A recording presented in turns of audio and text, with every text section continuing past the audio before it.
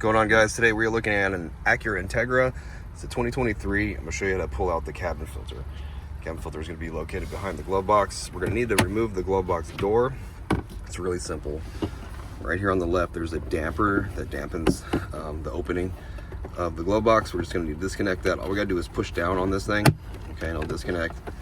Now there's some stoppers for the glove box, so we're going to need to push those in on both sides. And the glove box will come down.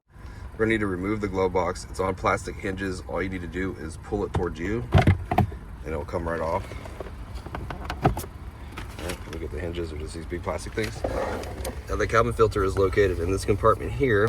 To take this door off, all you gotta do is push these tabs on the sides in and it'll come right off. You can see how this is labeled up. Just remember that when putting it back together. Here's the filter. Just grab it from the side and pull it right out. Now if you need to get one of these filters, I'm going to leave a link in the description to Amazon. They'll take you to get one if you want to buy one. If you look at this guy right here, it only has like 4,000 miles and it's actually pretty black, surprisingly. So check that out if you want to get a new one.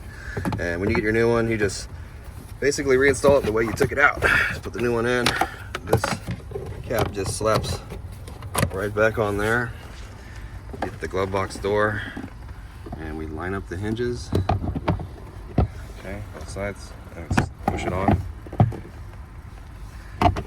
So if I can do this with one hand, you can do this, no problem.